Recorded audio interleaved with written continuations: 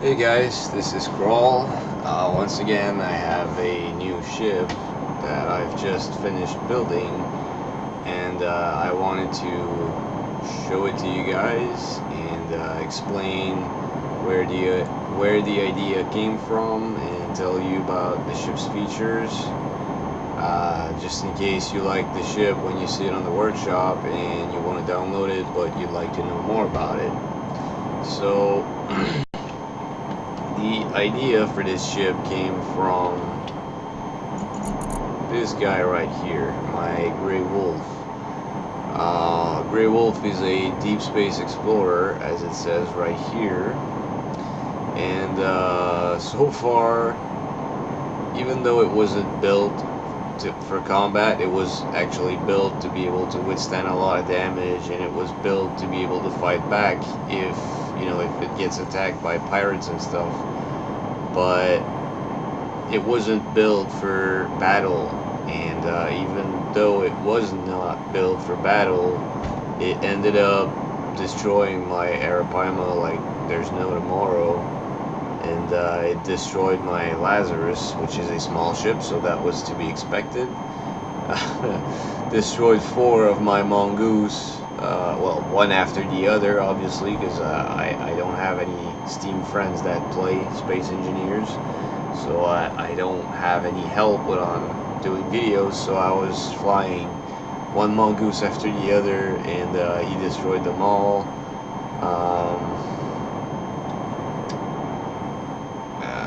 I have a few others. Oh yeah, the Black Flame, the one here. This one actually made a lot of damage to the Grey Wolf, but it was ripped apart just like the others. And I launched my torpedoes at it, and both torpedoes got blown up before they even reached the ship. So, after trying and failing miserably to destroy my Grey Wolf with ships that I was actually building with the intention to make them purely combat ships, I decided, okay, you know what, the Grey Wolf has definitely proven itself to be a lot more of a combat ship than I thought it was, because it wasn't designed to be a combat ship. So I built a ship that was slightly similar to the Grey Wolf, but this one is designed for the fight. Okay, this ship is made for frontline assault, it's made for patrols, it's made for escort, it's designed to be able to chase down an enemy and annihilate it. And it's designed to be the first one in a fleet versus fleet battle. You're going to send these guys first, and then you're going to send maybe the more maneuverable and light armored ones to assist, but this guy is the one that's going to initiate any fight. And so let me talk a little bit about the ship's features. The turrets have been positioned in a way that it minimizes the chance of turrets that are located in the back to destroy the turrets that are located in the front. One mistake that I see a lot of people make on the Steam Workshop, well, the ships that I see on the Steam Workshop or ships that I see on YouTube, a lot of people are creating an entire row of turrets. But the problem if you do that, the turret that is in the back has a very good chance of destroying the turret that's in the front. So if all of your turrets are shooting towards the front of the ship, then the ones in the back are going to destroy the ones in the front, and if they're shooting that way, then the ones in the front are going to destroy the ones in the back. So you don't want to be putting rows of turrets on your ships, because, well, that's the reason why you don't want to do that. So turrets on this ship have been positioned to minimize the chance of that happening, but you know, I've tested the ship, and sometimes, depending on the angle of the ship that I'm shooting at, some of the turrets on this side are going to damage the ship while trying to shoot at the target, and this is not something I can fix. There's always going to be a chance for your own turrets to damage your own ship, and that sucks like there's no tomorrow. But I do have a few ideas as to how the devs could fix that, and I'm going to release another video which is pretty much going to be for the devs only, and it's going to be me requesting a few things on you know, with the purpose of fixing the problem of turrets destroying their own ship. So there's that. There's the turrets, the way they're positioned, which minimizes the chance of these turrets destroying the ship itself, but it can still happen. It just won't happen as often or as much as if they were all positioned in one row. And yeah, also it's all made out of heavy armor blocks, just like the Grey Wolf, so it's able to take a lot of damage. On top of that, there's a bunch of little interior turrets pretty much all around the ship like this, and these turrets are not there to attack other ships, though they probably will if the other ship gets close enough. The reason why they're here is because they are set to target missiles. So every time that missiles are being shot at this ship, the interior turrets will detect them and try to shoot them down. Yeah, sometimes they will blow up the missile, sometimes they won't, depending on the angle, depending on how quickly it got detected. Because the range on these little interior turrets is set to 150 meters, and the reason why I set the range to be so low is because I don't want them shooting at other ships. They don't do enough damage to make a difference, so they're only there to try and stop missiles from reaching the ship. That's their only role. Now, of course, they're also set to target meteors for anyone who decided to enable meteors in their game. They will target meteors. The gatling turrets will not. The missile turrets will not. The interior turrets will target meteors as well as missiles, and that is their only purpose on the ship. And there's a lot of them. The ship is also equipped with one of these new laser antennas. Right now it does not really have a purpose, but anyone downloading the ship who actually uses laser antennas, then you can actually transmit to an allied ship on in your fleet or something, and it won't be detected by anybody else. So that's why it's there. It's only there to use it if you need it, but right now it doesn't really, it's not being used. It's only there if you need it. It also has two large antennas like these, one on top, one on the bottom.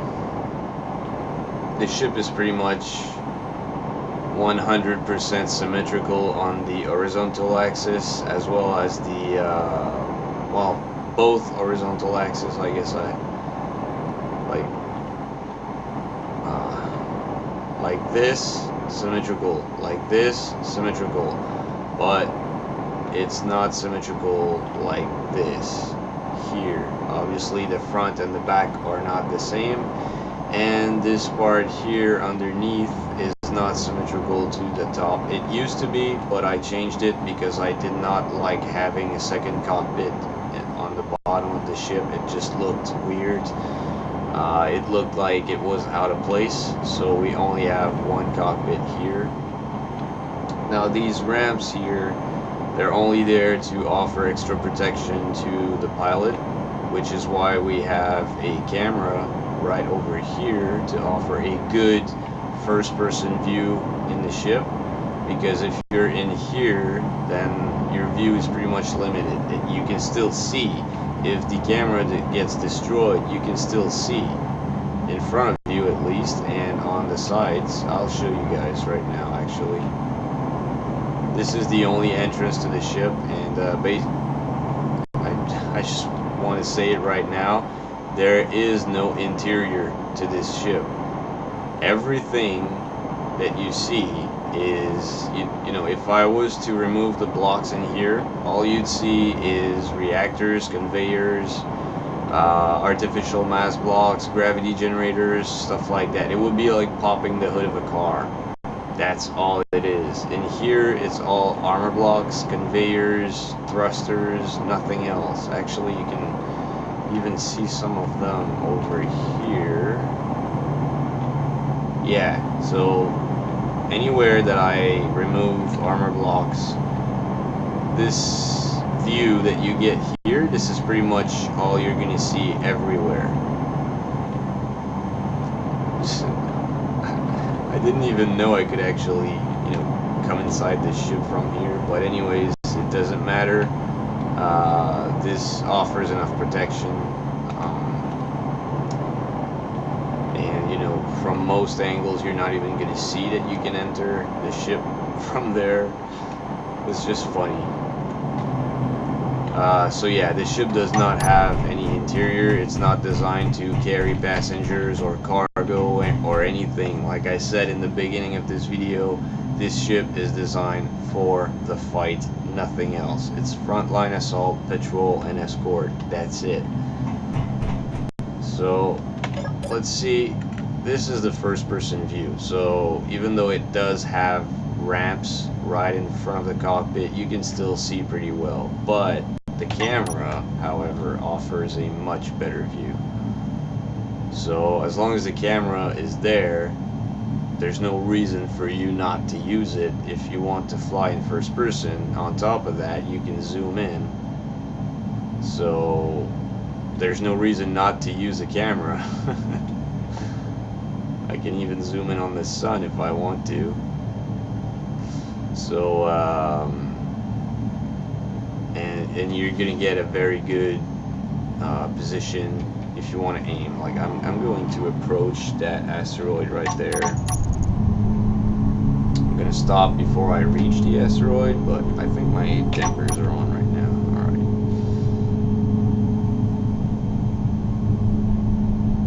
I'm going at top speed right now, just in case you couldn't tell. Okay, so I'm getting pretty close. Turn on dampeners, and we're gonna stop the ship. Alright. So as you can see the red dots right now on the asteroid. So that's what I wanted to show you guys. This is a very good angle for aiming at stuff.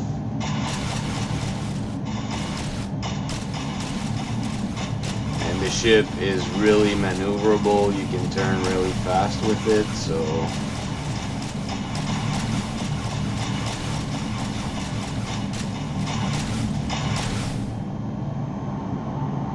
kind of curious what kind of damage I just did. Okay, so where am I? I'm over there. Let's go over there. And whoa, that's a bit fast. Okay, so I'm aiming at this asteroid. I don't really know what kind of damage missiles do to asteroids.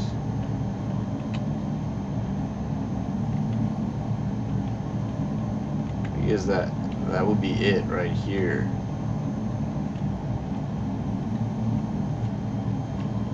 Anyways.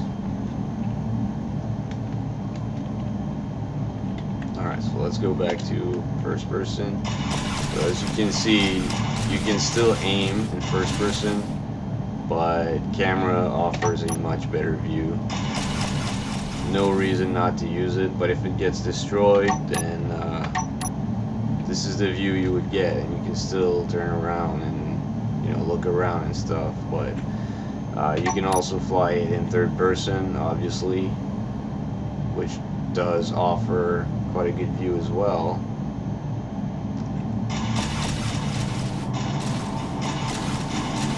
Right now I'm using the thrusters, but I'm gonna say it right now that ship was not designed to be using thrusters whatsoever. It was designed to be using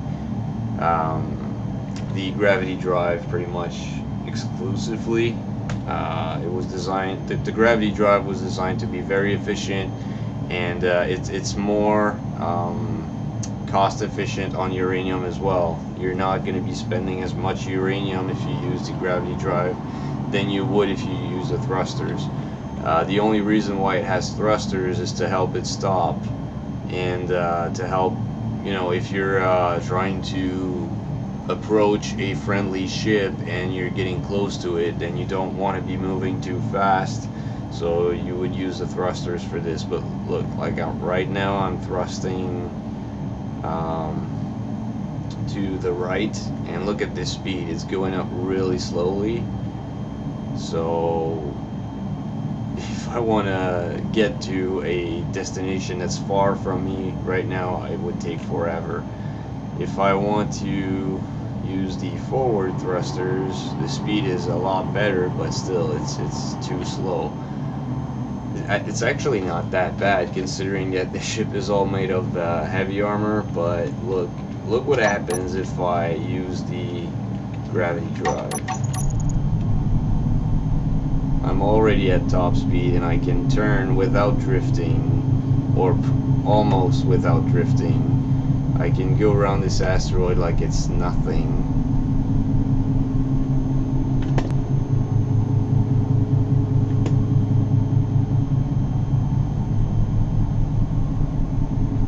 Just like my other ships, if you've seen the videos that I made for my other ships, then you've seen all of my ships pretty much being able to do that, with the exception of the Grey Wolf, which is my exploration ship, and also the first one that I built that had a gravity drive.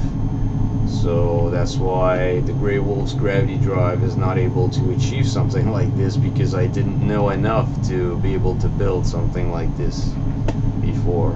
I learned a little bit with every ship that I built, and now I'm almost an expert on gravity drive. So this is how well the ship flies. If I want to stop fast, press reverse, reverse gravity, which is button number 2 for me here. Turn on the dampeners, and as I reach 0, I just turn off the gravity drive, and the thrusters take care of the rest, and I'm fully stopped right now. So this is the ship. It was designed for the fight, not for anything else. Not designed to carry troops around or anything like that. And the reason why it's called Lycan MK1, as you can see on the antenna on top of the ship, it's because I do plan on building a Lycan MK2 eventually. So this ship is going to remain on the workshop even after MK2 comes out, because this ship is good. It's really well balanced, it's really maneuverable, and it has a lot of firepower, as you can see. MK2 will probably have some, you know, a few extra features and stuff like that, and it's probably gonna look similar, but it's probably also gonna have a few differences when it comes to the look itself. And I'm gonna keep both. Actually, they're both gonna be on the workshop when MK2 comes out, and I'm still gonna recommend MK1 any day of the week. But like I said, MK2 might have a few extra features, because every time I build a ship, I learn some things, and I get new ideas. So instead of implementing those ideas on this ship, I decided that I'd make a second one and call it MK2. That is it. So I hope you guys like it.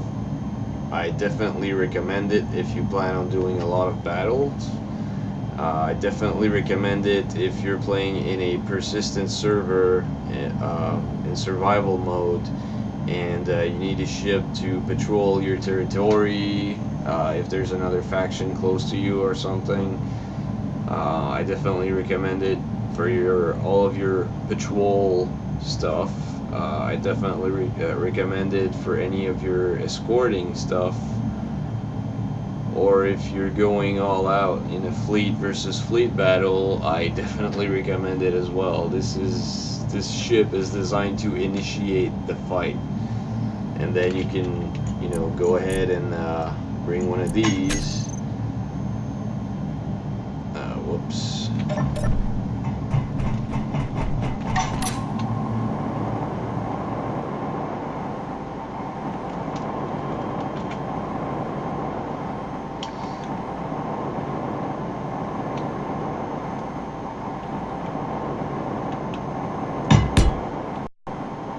So this one is entirely made out of light armor. Does not have as many turrets, but it does have some torpedoes. So let's say you're getting into a fleet versus fleet battle, then this one goes ahead first and it initiates the fight, and then once this one is, you know, started the fight, this one comes in from behind and helps him out, because this one is the one receiving all the firepower from the enemy ship. This one should be in the clear, and then it shoots its torpedoes and starts assisting this one. This is what this one was designed for. It was not designed to initiate battle in any way, because as you can see, it has a lot of exposed fragile parts. So it was designed to be maneuverable, fast, and it does have quite a bit of firepower though, as you can see. So this one can do a lot of damage, but it can't take a lot of it. This one can do a lot of damage, and it can take a lot of it. So that's it. I don't see what else I could have to say right now, other than there will be variants coming up as well. I've had this idea yesterday while I was at work. I kind of want to create two factions. One of them will be a military-driven faction. The other one will be a pirate faction. And whenever I release a ship that inspires me a lot, like this one, I'm going to create a variant for the military faction, and I'm going to create a variant of that same ship for the pirate faction. So what I intend to do next is, you know, first I need to establish exactly what the factions are going to be, what the factions are going to be called, their colors, because they're going to have specific colors for each faction, and their priorities and the things that they don't care about, and the things that will really define each faction. So like I said, first I need to do these things, and then I'm going to create a variant.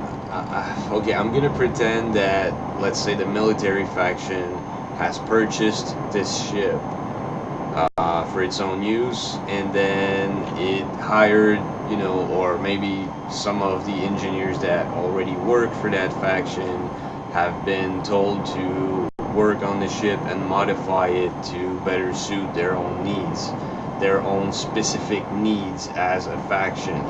So obviously it would receive a paint job, first of all, to match the colors of the faction itself. Second, maybe they would add more armor in certain areas. Maybe they would add more thrusters in certain areas. Maybe they would remove all of the gatling turrets and change them all for missile turrets. Maybe they would add more turrets. Or maybe like if I do it for the pirate faction, because I do have a very good idea of what kind of faction the pirate faction would be. They would be like really poor. They would rely, a lot on whether they're able to capture cargo ships and stuff for their own survival. And once in a while they come across an abandoned military ship like this, and they take it, they give it a paint job, they modify it or fix it as best as they can, and then they use it to protect their own hideouts and stuff. And maybe because they're poor, they don't want to be spending too much on uranium, so they'd be adding, solar panels everywhere, and there would be parts of the ship that are not fully welded. They would be like just unfinished blocks and stuff. Maybe they would remove some of the turrets just so that they don't spend as much ammo when they fight. So anyways, it's just an idea that I had yesterday, creating two different factions and then creating variants of each one of the ships that I build. Variants that would match the colors and that would have these little modifications that really make it specific to each faction. So yeah, this is something that is still a work in progress, I guess, but you should see these two factions pop out in some of my videos in the near future. So anyways, I hope you guys enjoy the ship. It will be available in the workshop soon, if not already, and feel free to leave comments and feedback, and that's it. See you guys later. Have a good day. Bye bye.